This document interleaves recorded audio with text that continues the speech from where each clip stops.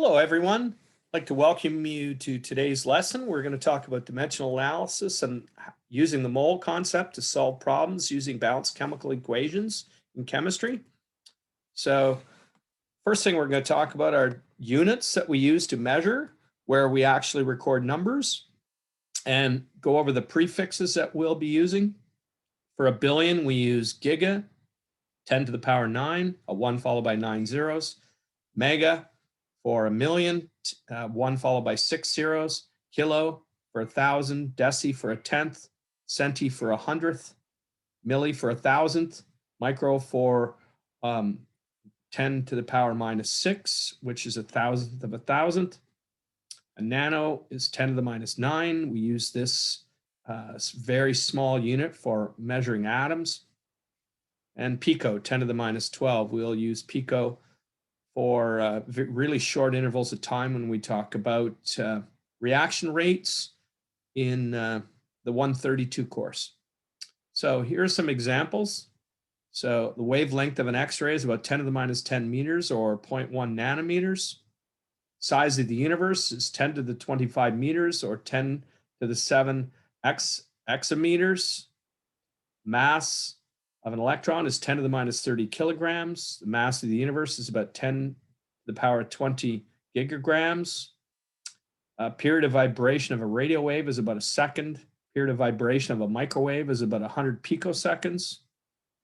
So here we have two balances showing this one here is much more precise.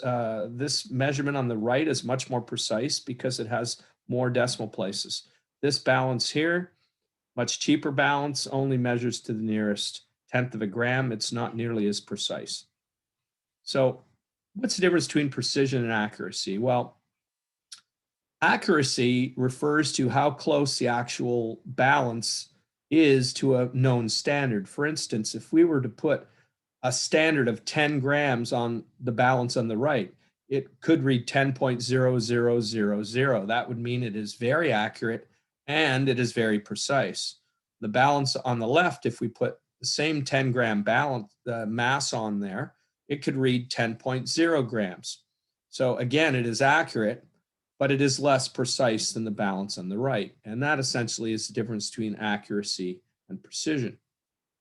So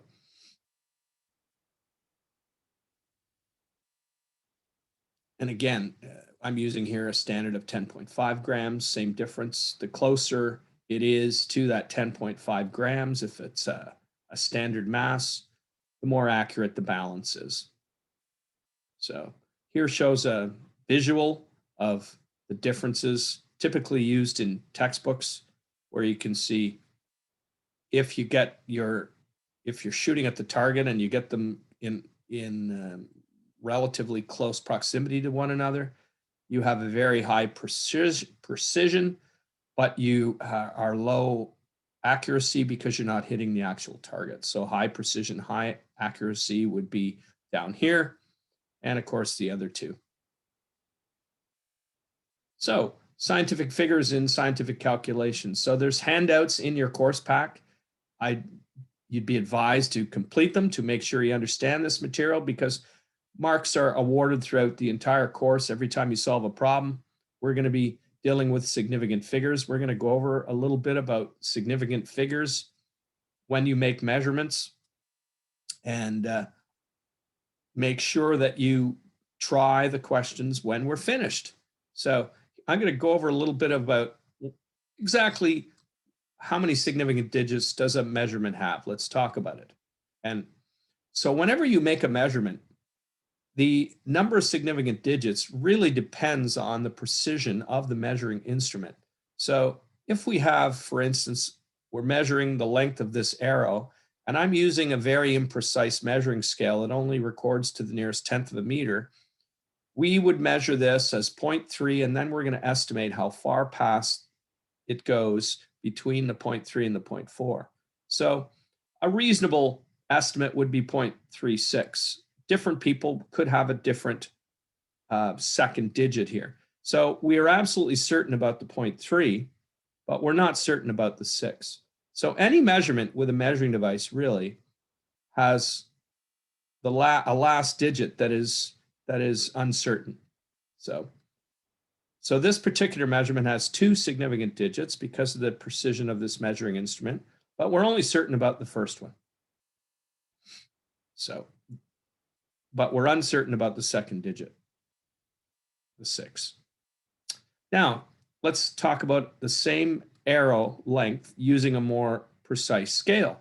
So here we have a scale where we can now be certain about the 0.3, and we can be certain about the 7, because you can see we go past the 7/10 mark, past 0.3, and then again we're uncertain about that last digit. So in this case, 4. So this measurement has 3 significant digits because the scale we're using, the measuring instrument we're using, is a little more precise. So you're certain about the 3 and the 7, and you're uncertain about the 4. Now, if I was to change this measurement from meters to kilometers, keep in mind it's the precision of this measuring instrument that determines how many significant digits it has. We've established it has 3 significant digits if it's in meters. But if we were to change it to kilometers, we would have to divide it by 1,000 because there's 1,000 meters in a kilometer. And it would mean we would still have 3 significant digits. So what does that say about these zeros that are placeholders? It says that they do not count as significant digits in a measurement. It's the measuring instrument itself that determines it, not the unit necessarily. All right, again, the zeros are not significant. So we only look at the 3, the 7, and the 4 as significant digits. Anytime you have zeros in between a decimal and a group of numbers, they will not count as significant digits. They're insignificant. All right, so let's take a look at some numbers here. So this is going to have how many significant digits? Well, looks to me like there's going to be 2. And we're certain about the 4, but we're uncertain about the 5. Take a look at another one. Here we have another measurement. If I wrote it in as a decimal, I can see again I have 4 significant digits, and we're certain about the 1, the 5, and the 4, but we're uncertain about the 3 because of the measuring instrument that was used. One more here, 4,500 kilograms. Now, we don't really know if the zeros are significant when they're trailing. So you must write a number to establish the number of significant digits. You have to write it in scientific notation. So this tells me there are 2 significant digits. We're uncertain about the 5, but we're certain about the 4.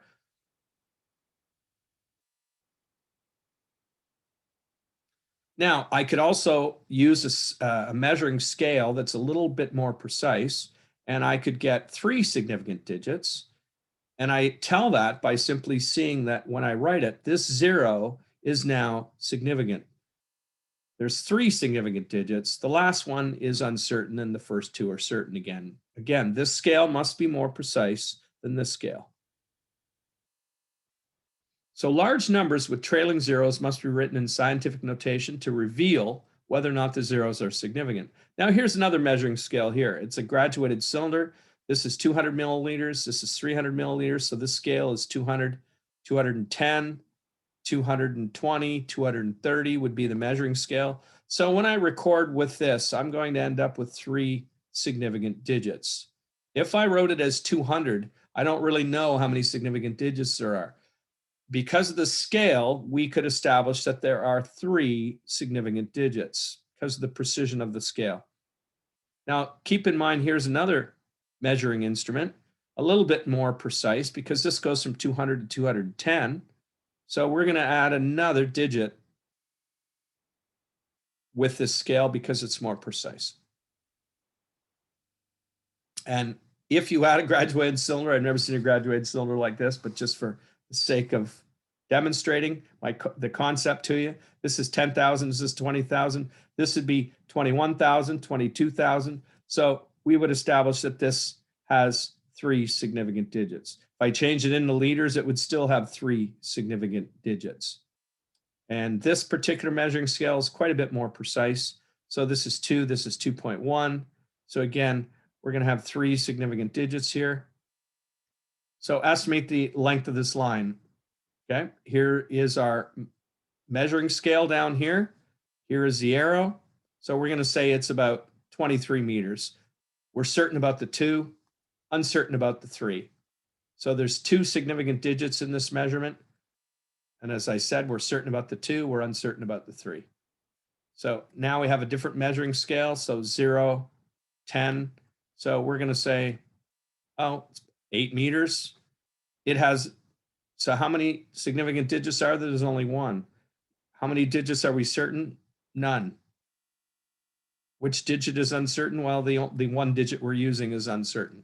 So again, that's because very imprecise measuring scale using only tens of meters. Now we have a much more precise scale here. So I could say this measurement here would be 124.3, and then I'm going to estimate the last distance here. 124.35 would be halfway in between. We're going to estimate it's about 4/10 of the distance. So this has, how many significant digits does this number have? It has 5. How many are we certain about? We're certain about the first 4. We're always uncertain about the last digit because, again, different observers could record a slightly different measurement. So let's talk about what happens when we add and subtract measurements. So if we have 2 measurements, and this first measurement is using an imprecise measuring scale, the second device uses a little bit less precise measuring scale. This one only measures to tens of meters. This one measures to meters. So I could record this as 1.3 meters. I'm certain about the 1. I'm not certain about the 3. If I record this measurement on the right, I would be certain about the 1, but uncertain about the 3 because we're estimating it's 3 meters past 10 meters. Now, what happens when we add these 2 together? Well, when we add these 2 together, we get 13 meters added to 1.3 meters. Now, doesn't the imprecision of this second scale limit the precision of my final answer? So in essence, when adding 2 measurements together, the least precise measurement limits the precision of my answer. I really can't be, I'm not sure about this 0.3 here because this measuring scale did not allow me to measure to the nearest 1/10 of a meter. Therefore, that 3 is meaningless. So when we add them together, we're going to look at the number with the least number of decimal places, and that's going to be the number that limits the precision of my final answer. So when I add them together, I can really only say it's 14 meters, and I'm only certain about the 1. I'm not really certain about the 4 because of the imprecision of that 1 measuring scale. Okay, so again, to summarize, the least precise measurement limits the precision of my final answer. So just as I've said a minute ago, when we add decimals together, the least precise number here is the 12, which is only precise to the nearest whole number. So when I add these together, these 2 numbers really do not matter. So my answer is going to be 15 meters. Certain about the 1, uncertain about the 5. Okay, so because of the imprecision of this particular measurement, that was 12 meters, but who knows? It could have been 13 meters, could have been 14 meters. Another example here, I'm adding up 3 numbers, all meters. So in this case, the last number is the least precise. It's going to limit my answer to 0.4. So the 7 here tells me to round it to 0.4. Again, there's the least precise measurement. So now let's talk about the rules for multiplying and dividing, slightly different. So when you multiply or divide 2 numbers together, you can't have more significant digits than the measurement with the least number of significant digits. So this only has 1 significant digit, this has 2. Therefore, unless it's an exact number, if it's an exact number, then it would be decimal 0, 0, 0 to infinity. An exact number is for quantities, for instance, when we're counting objects, like if I was going to count bananas, I know I have exactly 4 bananas. So that would be 4 decimal 0 to infinity. Now, in this example, we don't really know where the 4 came from, but let's assume that it was measured. So when we multiply, it's 10, but we're only certain about 1 digit. So we would have to write the 10 because it's got a trailing 0 as 1 times 10 to the power 1 to indicate only one significant digit because that 4 only had one significant digit. So unless the 4, as I said, is an exact number. So now here, this I took directly from your course pack. Talks about the difference between exact numbers, approximate numbers, and significant digits. We've just gone over all this. Not going to repeat it. So when you take a look here at a number, you can see that the numbers, zeros in between decimals, are not significant. That zeros at the end are significant if they're recorded. It tells us the precision of the measuring instrument.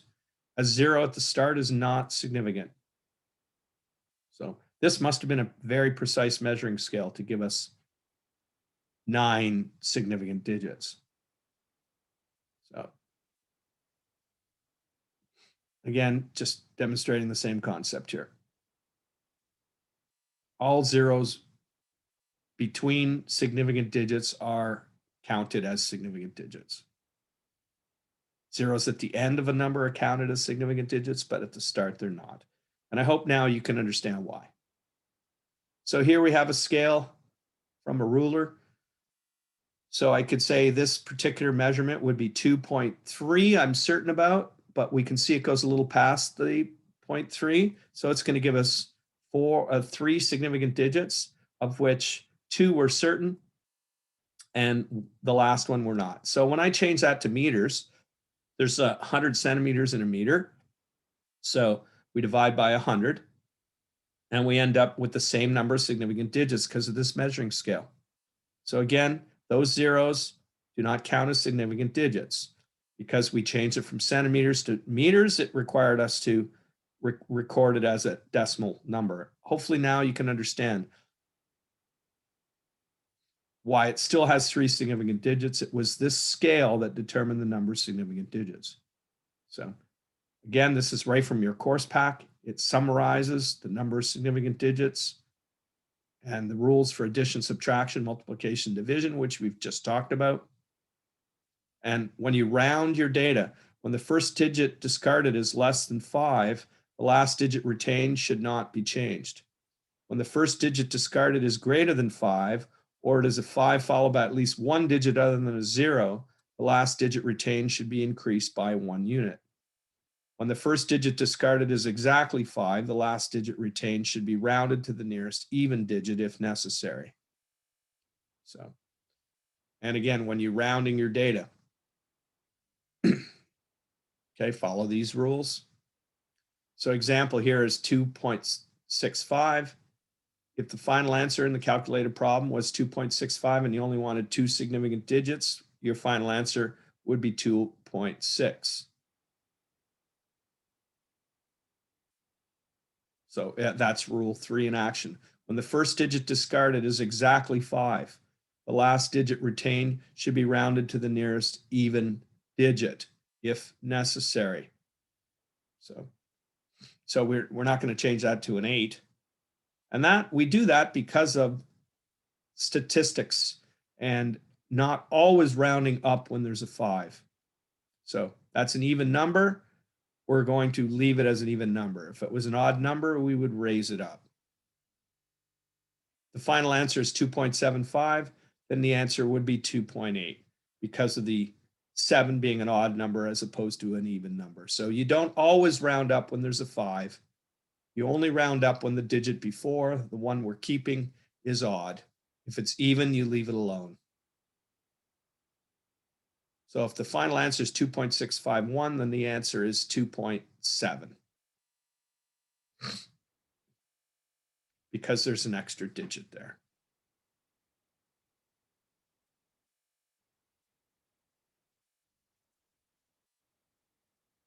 Now, dimensional analysis. Make sure when you solve problems that you always show how you arrived at the answer and you always include units in your answer. Remember, as an engineer, you're working for clients that require some explanation as to how you arrived at your answers. They just don't want the answers. They want to know how you arrived at that answer in a logical way. And that's where the units come in. Very important. So all your evaluations will require you to use all the units If you don't write the units down, then you will lose marks. Okay, and the units have to correctly cancel each other out. So I'm going to show you how we can do that.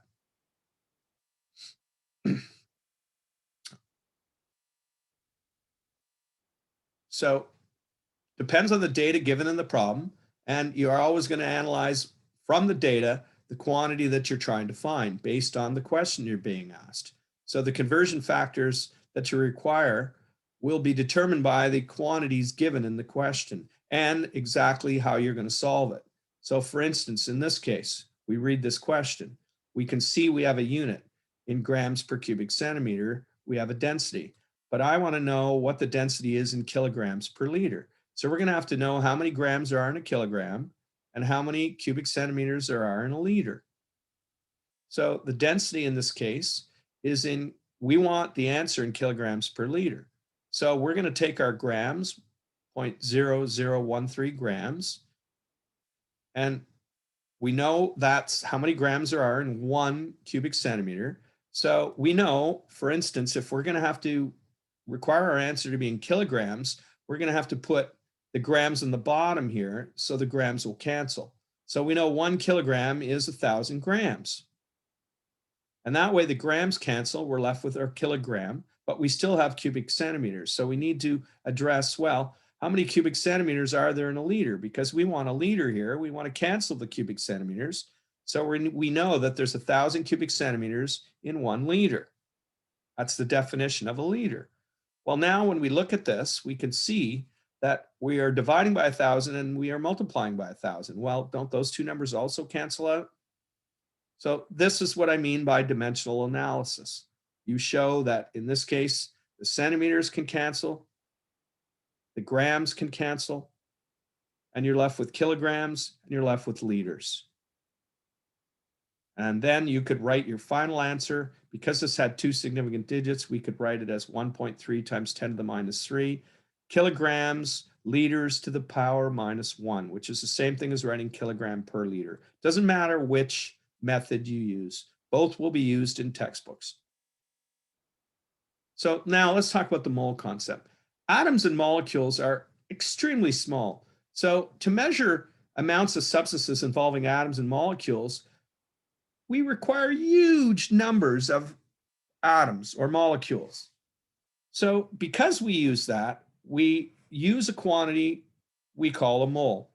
And a mole is really, if you look at your periodic table and see the relative masses of all the atoms in the periodic table, those relative masses were all derived from basically the mole and the relationship between the masses of the different atoms in the periodic table. So we established a unit called an atomic mass unit. So a mole is really thought of as a specific number. And if, again, referring to the periodic table, if I take a look at the periodic table, and I can take a look, for instance, at carbon is 12.011, what does that number really mean? It really means that if I took a mass of carbon, 12.011 grams of carbon, it would contain Avogadro's number of carbon atoms, which is 6.02 times 10 to the 23. Now, because carbon atoms are bigger than other atoms, they're bigger than helium atoms. If I was to take 4.0026 grams of helium, I would have exactly the same number of atoms, 6.02 times 10 to the 23. Extremely large number because atoms are so small. It takes a huge number of them to create a quantity that we can measure in grams. Now, these masses were all created by comparing the relative mass of a carbon-12 atom. That was our standard mass that was decided upon by the International Union of Pure and Applied Chemists. They established a system where they took carbon atoms and they took a carbon-12 atom, which has 6 protons and 6 neutrons, and then they decided on a scale that was 1/12 the mass of a carbon-12 atom. That was their starting point for the number 1. And all other masses here are derived from that particular mass. Also, remember that atoms have isotopes. Not all hydrogen atoms, for instance, have just one proton. Some have one neutron. Some have two neutrons. Deuterium and tritium, for instance, are forms of hydrogen that have one neutron and two neutrons. But you can see from this number being very close to one that almost all hydrogen atoms have just one proton. It's rare, but some hydrogen atoms have one neutron, some have two. Small numbers of them.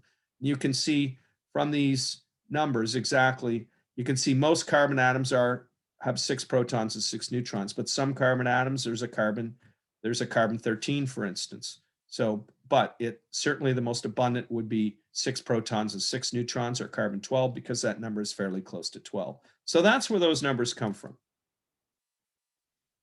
And again, I'll give you Avogadro's number. You don't have to memorize it, but chances are you're going to use it so often, you're going to remember what it is. And again, what is it? It's the number of particles found in the equivalent. For instance, if I massed at 47.88 grams of titanium, I would have 6.022 times 10 to the 23 atoms of titanium in that sample. So now you can think of it too as if I was comparing grapes to grapefruits. If I had 12 grapes and I had 12 grapefruits, which is going to have the greater mass? Well, 12 grapefruits will have the greater mass because grapefruits are bigger. Same kind of concept here. And we could create a scale that compares the relative masses of different substances like grapes, grapefruits, apples, oranges, and we'd have a comparative scale. We could do that statistically. Now, would it be useful? Probably not that useful. So it is useful to chemists, however. Now, just to show you the sheer magnitude of that number, if I took Avogadro's number of pennies and distributed it among all the human inhabitants, assuming that's our population at that point in time, every person could spend $1 million every hour of every day until they died, and you'd still have over half of your money left. Now, here are mole quantities of different substances. If we start at the top, we have graphite, and then we have potassium permanganate. We have copper 2 sulfate. So that was the graphite, potassium permanganate. There's the copper 2 sulfate, pentahydrate. Here's the copper. Here's sodium chloride. Each has different masses, depends on the formula, which we're going to show you how to do right now. Antimony is in the center. So you can see these are massed out quantities of a mole of these different substances. So a mole of, for instance, of potassium permanganate would have 1 mole of potassium, 1 mole of manganese, and 4 moles of oxygen, because they're made up of different constituents. So each mole of these substances has a different mass and a different volume, takes up different spaces. So a molar mass is the mass of 1 mole of atoms or molecules or ions or other particles. And I'm going to show you an example here. This is where formula writing comes in. So sodium sulfite, what's the formula for sodium sulfite? Well, remember our method for sulfuric acid was H2SO4. So sulfate is SO4 2 minus. Sulfite is SO3 2 minus. Sodium is 1 plus. So it must be Na2SO3. So a mole of sodium sulfite would have 2 moles of sodium, 1 mole of sulfur, 3 moles of oxygen.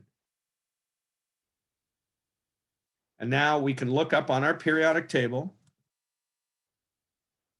the mass of a mole of sodium, the mass of a mole of sulfur, and the mass of a mole of oxygen. Now you can see the most precise of these numbers is, well, the sulfur and the oxygen are both to 3 decimal places, and the sodium's only to 2 decimal places. So when we do our calculating, we're going to figure out 2 moles of sodium. Each mole has a mass of 22.990 grams. We're going to add it to a mole of sulfur, 32.065 grams for every mole of sulfur, and 3 moles of oxygen is 15.999 grams. And when we do the math here, we end up with this number. Now, because we're adding a number that's got 3 decimal places to a number that's got 3 decimal places to 3 decimal places, we're going to end up with 6 significant digits for this molar mass based on the quantities we took from the periodic table. We're all going to be using that same periodic table. Now, the molar volume. The volume occupied by a mole of a substance is given in liters or cubic meters. Remember, a cubic meter is 1,000 liters. Molar volumes are most commonly used for gases. Now, you might have used a quantity in high school that used what we called STP, where the standard pressure was 1 atmosphere, which is 101.326 kilopascals. It was 22.4 liters.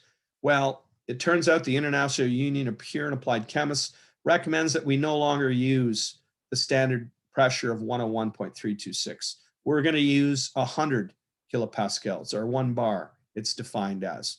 So the molar volume changes slightly from 22.4 to 22.711 liters. And that's the volume occupied by 1 mole of any gas that is at a temperature of 0 degrees Celsius and a pressure of 100.000 kilopascals. So 1 mole of any gas at STP has that volume. So if we know we have 2 moles, we would simply double it. And again, STP is going to be 100 kilopascals, which makes sense. We may as well use a number that is 100 rather than 101.3. So we're not going to use the 22.4. Now, the molar volumes of solids and liquids are much less than they are for gases because, of course, in gases, the particles are much further apart, occupy much more volume. The forces of attraction between the particles and gases are much weaker. Particles are much, much further apart. So I like to use a kind of a roadmap here that helps us solve problems in chemistry. So I call this the relationship between these quantities. I call it the hub because it's like a wheel. This is the center of the wheel. This was first developed by a gentleman, Professor Newstead, that teaches 132, came up with this many years ago. It's really useful in just sorting out how to solve problems and involve a couple of different steps. So for instance, if you were asked to find the mass and you're given volume and you're given pressure and you're given temperature, you're given the substance, you would first find the number of moles. And then once you know the number of moles, you could use the molar mass to figure out the mass. So I'm going to show you some example problems here and how you use this hub. So slightly different version of the same diagram. Okay, this is the one that I'm going to use. So there's our value for the gas law constant R in kilopascal liters per mole Kelvin, or we could also be given it as liters in atmospheres. If you're given atmospheres, you're going to use this number. Remember, absolute zero, the point at which all molecules theoretically stop moving, is that temperature, really, really low. In space, the temperature gets close to that number when you're far away from a star. So, and there are the quantities, how they're related to each other. You've seen problems in the homework. You're going to be asked to solve for simplest formula and molecular formulas. Could be asked to find the number of particles in a certain mass of gas or a certain volume of gas. And this shows you the relationship between a gas not at STP and a gas that's at STP. Use the combined gas law. V1P1 over T1 is V2P2 over T2. All right, and I'm hoping this is familiar to you. All these quantities. Again, P is reserved for pressure in kilopascals or atmospheres. Volume, liters, temperatures in Kelvin. N is the number of moles. M is mass in grams. Capital M is a molar mass of a substance in grams per mole. Avogadro's number, 6.022 times 10 to the 23. Number of particles in a mole. C is the concentration of a solution in moles per liter. N, it stands for the number of moles of a solute, again, in a solution. All right. So here's a problem. Calculate the mass of 1 liter of oxygen gas at 273 degrees Celsius and 202 kilopascals. So you can kind of use this as a roadmap.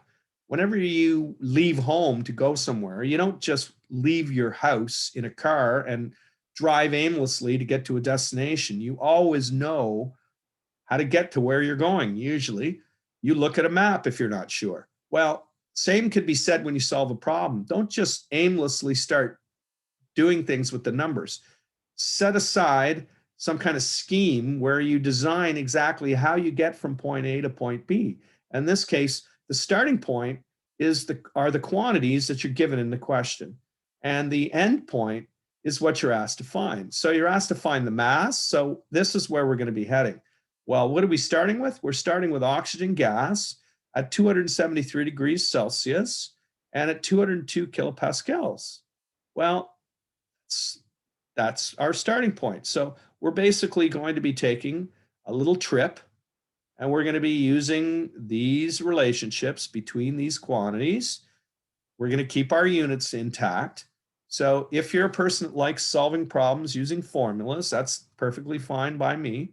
You can show that if I rearrange this equation to find the mass, we know the mass equals the number of moles times the molar mass. So in order to find the mass, we need to know the number of moles. We need to know the molar mass. So the number of moles we can find from this gas by using pressure, volume, the gas law constant, and temperature. And then the second thing we're going to do is find the mass. So if you substitute the first equation into the second equation for N, you can get the mass is equal to PV over RT, substituting N times molar mass. So in essence, here are our steps. Okay, so first thing I'm going to do is find the number of moles. So 202 kilopascals of pressure. And we know there's 1 liter of gas. And we know the gas law constant is 8.314 kilopascal liters per mole Kelvin. Since we're dividing by that quantity to get rid of the kilopascal unit, we are going to put the mole Kelvin on the top. And we're also going to divide by the temperature. Okay. Now remember, when you change a temperature to Kelvin, you're going to add 273. Since this number was only given to the nearest whole number, you can simply use whole numbers here. So when we solve for this problem by taking 202 and dividing it by 8.3145 and then dividing it by the sum of those two numbers, there is the quantity you're going to get. Now, if you carry an extra digit, we know these are all 3 significant digits. So I'm going to carry 1 extra digit to ensure I don't have a rounding error, because I have to go through number 2. Now, very common mistake. A lot of students will forget that oxygen gas really has the formula O2. So the molar mass of O2 is going to be 15.994 multiplied by 2. That's the most common mistake I'll see students make when they solve this problem. So again, we were given 3 significant digits in our numbers, so we have to have an answer that has 3 significant digits. Now here's another problem. I could ask you to find how many iron atoms are found in 50 grams of iron 2 sulfate. This is where your formula and naming comes in. It's essential that you get the right formula. Well, sulfate is SO4 2-, iron 2. The 2 tells us the charge on iron is +2. So a +2 and a -2 means 1 particle of each. And then how many iron atoms would there be from 50 grams? So we're going to decide, well, we're starting with the quantity given, grams, and we're going to solve. We're going to find the number of atoms or molecules. So we're first going to find the number of moles, and then we're going to find the number of molecules or atoms by using Avogadro's number, 6.022 times 10 to the 23. So let's see how we do it now. So those are the steps we're going to follow. First step, find the number of moles. Now, the number of moles of iron in iron 2 sulfate, well, 1 mole of iron 2 sulfate has 1 mole of iron. If it was oxygen we were finding, we'd have to multiply the number of moles by 4 moles of oxygen in 1 mole of iron 2 sulfate. But we're not. We're asked to find the number of iron atoms. So here are the steps. To find the number of moles, We're going to use the molar mass of iron 2 sulfate, 1 mole of iron, 1 mole of sulfur, 4 moles of oxygen. So we take the 50 grams, we divide it by the molar mass of iron 2 sulfate, we get the number of moles of iron sulfate. Now, again, like I said, we know the number of moles of iron. It's 1 mole of iron in every mole of iron sulfate, iron 2 sulfate. So the number of moles of iron will be the same. And now, once we know the number of moles of iron, okay, and again, this just shows you the stoichiometry of it, we can then multiply by 6.022 times 10 to the 23. Now, the moles of iron sulfate, notice, cancel. Okay, moles of iron sulfate cancels there and there. Our final answer has 3 significant digits. 3 significant digits given in the given quantity for the mass. So that's how many iron atoms there would be. So we'd have to move that decimal 23 places. It's an extremely large number because there's a lot of atoms in 50 grams of iron 2 sulfate. That's the number of grams of atoms of iron. Now, homework, please read Petrucci for some background information if you need.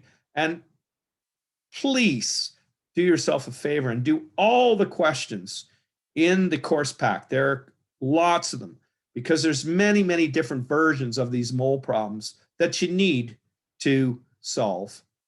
So work hard. And if you have any questions, contact me.